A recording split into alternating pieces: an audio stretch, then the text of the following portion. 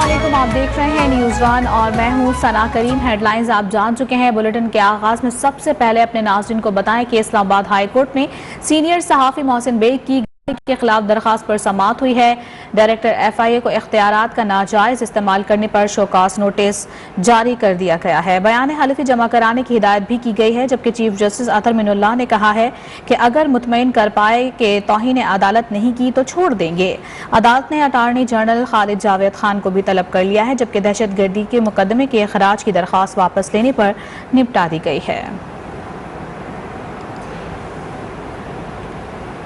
इस्लामाबाद के इंसदाद दहशतगर्दी अदालत ने सहाफ़ी मोहसिन बेग के जिस्मानी रिमांड में 2 दिन की तौसी कर दी है। मोहसिन बेग के वकला को मेडिकल सर्टिफिकेट फराहम न करने पर MS पॉलीक्लिनिक को तलबी का नोटिस जारी कर दिया गया है। अदालत ने कहा है कि MS पॉलीक्लिनिक 23 फरवरी को रिकॉर्ड लेकर पेश हों। मोहसिन बेग की वकला ने मेडिकल रिकॉर्ड फराहम करने के लिए नई दरखास्त भी दायर कर दी है। इसी बात करेंगे अपने नुमाइंदे यासिर हकीम से। यासिर हकीम, बताइएगा इस हवाले से मजीद क्या डिटेल्स हैं आपके पास?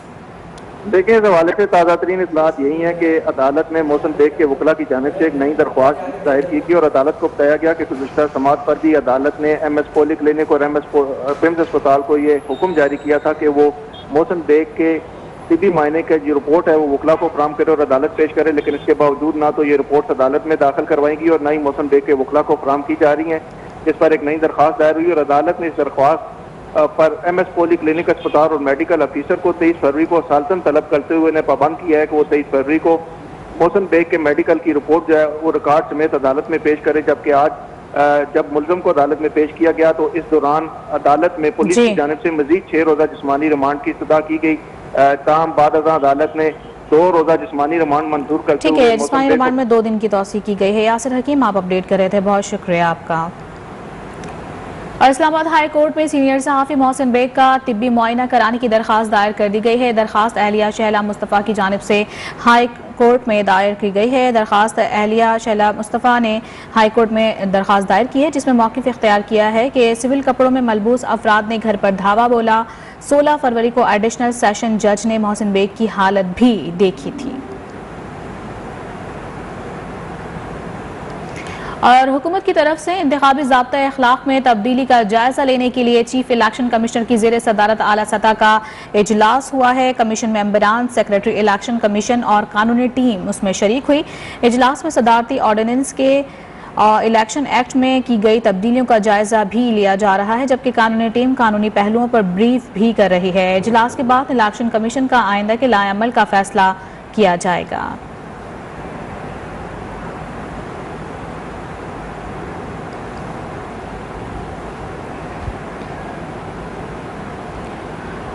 और नाज़रीन, अब बात कर लेते हैं शहर कायद की। कराची में जराइम पेशा अफराद के खिलाफ आपको बताऊं कि शहरियों से लुटने का सिलसिला मुसलसल जारी है और इस हवाले से रिपोर्ट भी दायर की गई है। रिजविया सोसाइटी में डाकू दफ्तर जाने वाले शहरी से मोबाइल छीन कर ले गए। शारा नूर जहां पर स्कूल के बाहर बच्चों का इंतजार करने वाली फैमिली से वारदात की कोशिश भी की गई है। कराची में जराइम पेशा अफराद के हाथों शहरियों के लुटने का सिलसिला मुसलसल जारी है। साथ ही आपको बताएं कि उधर अबुल हसन असफहानी रोड पर होटल में बैठे अफराद से मुलजिमान नकदी और मोबाइल फोन लेकर फरार हो गए हैं।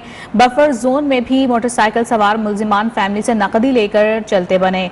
वारदातों की CCTV फुटेजेस भी मंजर आम पर आए हैं, जबकि पुलिस मुलजिमान को पकड़ने में मुकम्मल तौर पर नाकाम है। शहर कायद की सूरत हाल से आपको आगाह कर रहे हैं।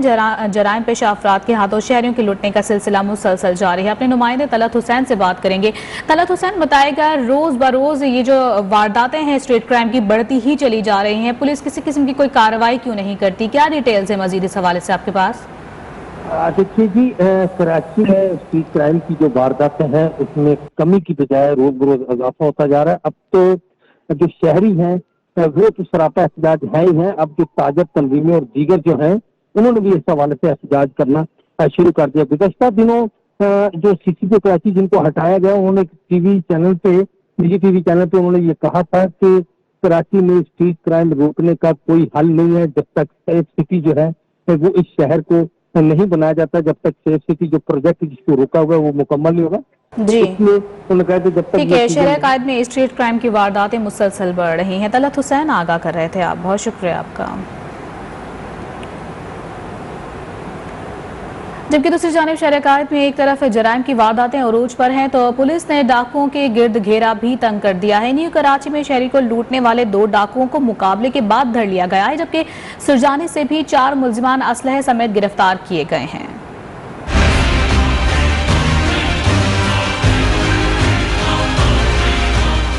रोशनियों का शहर डाकुओं के रहम करम पर वारदातें बढ़ने लगी, पुलिस का एक्शन भी जारी।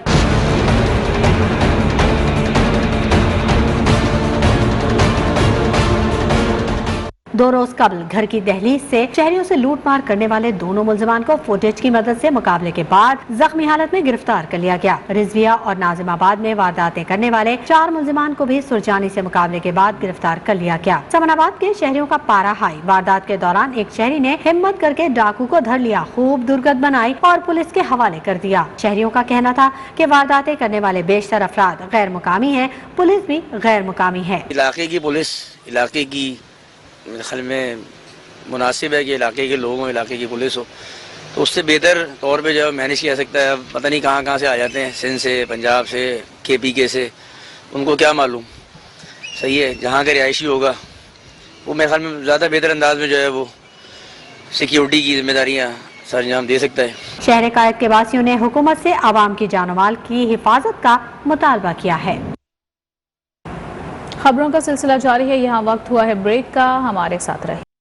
Welcome back. यहाँ आपको बताएं कि अपोजिशन के लॉन्ग मार्च से निपटने के लिए हुकूमती हिकमत अमली तय क्या होनी चाहिए, गौर के लिए वज़ीर आज़म इमरान खान की ज़ेर सदारत PTI की सेंट्रल एग्जीक्यूटिव कमेटी का अहम इजलास कुछ देर बाद होगा। वज़ीर आज़म हाउस में होने वाले इजलास में मुल्की सियासी सूरत हाल और बल्दियाती इंतखाबात से मुतालिक उमूर का भी जायजा लिया जाएगा। बल्दियाती इंतखाबात की तैयारियों के लिए किए जाने वाले इकदाम से वज़ीर आज़म को आगाह किया जाएगा, जबकि वज़ीर आज़म की अवामी राबता मुहिम में तेज़ी लाने के लिए मुख्तलिफ तजावीज़ पर तबादला ख्याल भी किया जाएगा। मुख्तलिफ शहरों में जलसों से मुतालिक मुशावरत भी मुतवक्के है।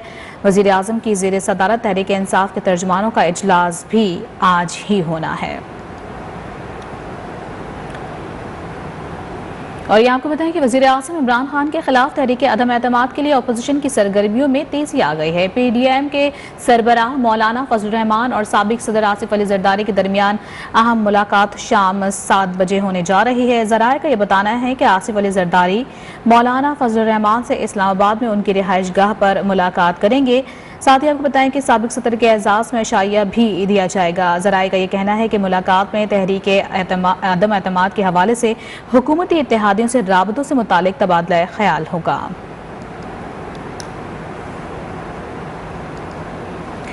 अपोजिशन लीडर शहबाज शरीफ का इंसदाद इलेक्ट्रॉनिक क्राइम बिल में तरमीम पर सख्त रद्द अमल। कहा, पीका में नाम निहाद हिता के इज्जत तरमीम के बाद हुकूमत का फाशिस्ट चेहरा सामने आ गया है। शहबाज शरीफ ने कहा कि मरकजी धारे की मीडिया पर पाबंदियां आयद करने के बाद ये सोशल मीडिया को थपथपाने के लिए निकल पड़े हैं, या ये सब करके आप सच को छुपा सकते हैं।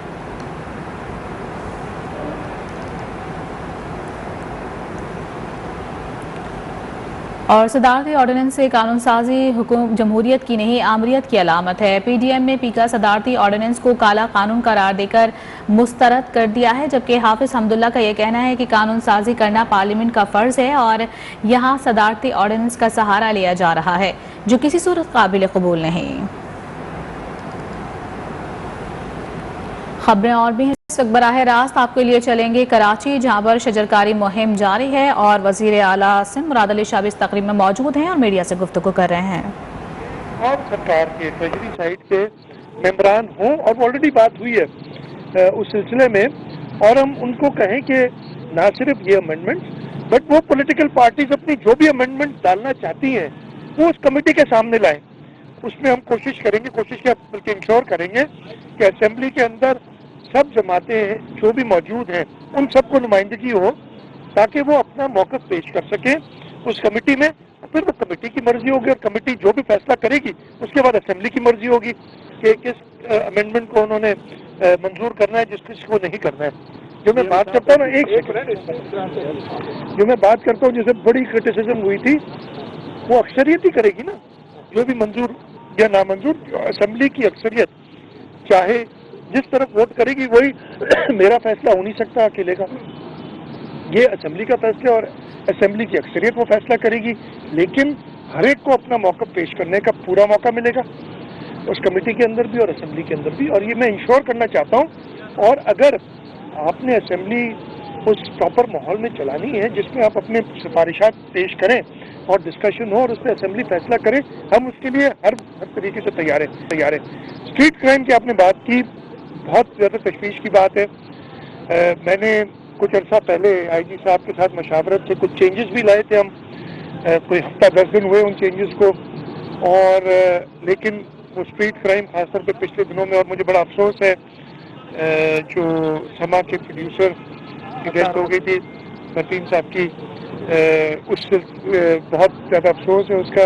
और भी वाक़यात हुए। आज मेरा अभी इस इवेंट के बाद 4 बजे एक इजलास है लॉ एंड ऑर्डर के हवाले से, और उसमें बिल्कुल कुछ फैसले लिए जाएंगे। मैं अभी आपको नहीं बता सकता, इंशाल्लाह ताला वो आपको बता दिए जाएंगे जो फैसले लिए जाएंगे, ताकि जो भी इसके रीजंस हों। मैं कल जब या परसों गया था निसार खोड़ो साहब का फॉर्म सबमिट करने और बाकी हमारे 2 मेंबर्स का, उधर भी मुझसे ये सवाल हुआ था, जवाब दिया गया था कि एक वजह, मैं दोबारा कह रहा हूँ कि मैं इस पे बरीउज़्ज़मा नहीं अपने आप को या हुकूमत को कह रहा, जिम्मेदारी हुकूमत की है लॉ एंड ऑर्डर मेंटेन करना, अपने शहरियों को एक सेफ जो है इन्वायरमेंट देना। लेकिन जो इस वक्त मुल्क की माशी हालात है उसकी वजह से बहुत बड़ा प्रॉब्लम क्रिएट हुआ, और पूरे पाकिस्तान में। कराची में मैं कहता हूँ हाईलाइट भी ज़्यादा होता है, अगर ज़्यादा हो भी रहा है तो कराची है भी, ये लोग तो कहते हैं 1 करोड़ 60 लाख, मेरा ख्याल है इससे ज़्यादा की आबादी का शहर है। और इस शहर के अंदर आपको दुनिया भर की, और कोई और शहर पाकिस्तान तो क्या मेरा ख्याल है दुनिया का भी ये बोस्ट नहीं कर सकता कि हर मुल्क के शहरी यहाँ मौजूद हैं। हमारे यहाँ जो अफगानिस्तान में सिचुएशन है उसका भी हमें भुगतना पड़ता है, बलूचिस्तान में जो मसला हो रहा है वो भी सिंध को भुगतना पड़ता है। ये सारे इश्यूज हैं जिसकी वजह से यस, लेकिन हम पहले भी लॉ एंड ऑर्डर मेंटेन हमने किया है। इस शहर को जब छठा सबसे 6th most dangerous city in the world कहा जाता था, तब भी हमने उस पर स्टेप्स लिए, और अब वो 125 से 130 हो गया था। अभी जो हालिया वाक़यात हुए उस पर सख्त एक्शन लिया जाएगा और पुलिस को प्रॉपर हिदायत दी जाएगी, और वो एक्शन अगर पुलिस वाले कहीं से भी कहीं उनकी कोताही है तो उनको सजा दी जाएगी। एक शायद एक एपेक्स कमेटी हुआ करता था, वो कमेटी कहाँ है, उसको मरहूम कहें एपेक्स कमेटी को।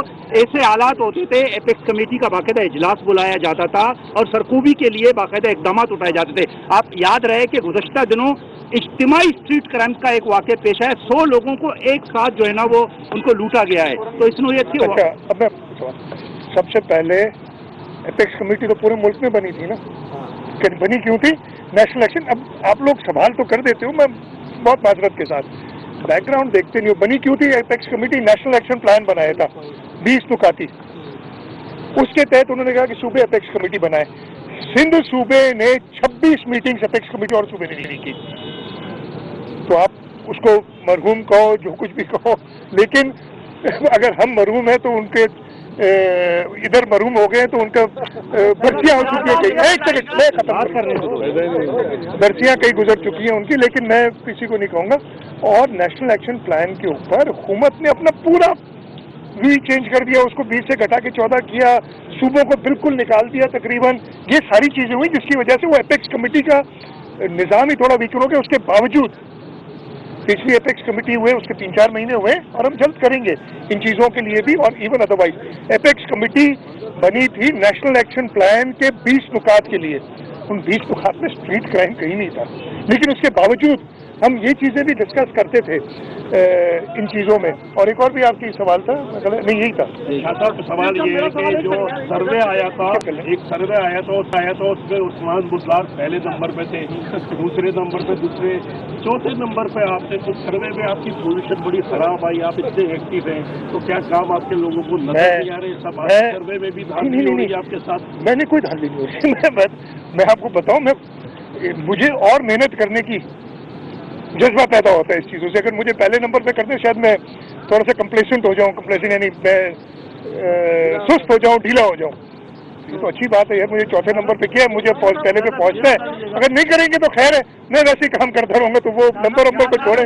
जी कामरान, कराची में लॉ एंड ऑर्डर की सूरत हाल सबके सामने। मेरा सवाल ये है कि क्या कोई ऐसी कोर्ट बनाने की तजवीज़ ज़ेर गौर है, जैसे माजी में ईगल स्क्वाड था या लाहौर में डॉल्फिन कोर्ट है, कराची में कोई ऐसी कोर्ट नहीं है, सिवाय थानों की पुलिस पर इंसार किया जाता है, तो क्या कोई ऐसी मैंने एक पुलिस से कहा है कि अपनी तजावीज़ लेके आए और जो भी इस करंट सूरत हाल में है उनके तजावीज़ वो लेके सामने पेश करें और हम देखें आज क्या फैसले होते हैं उस सिलसिले में।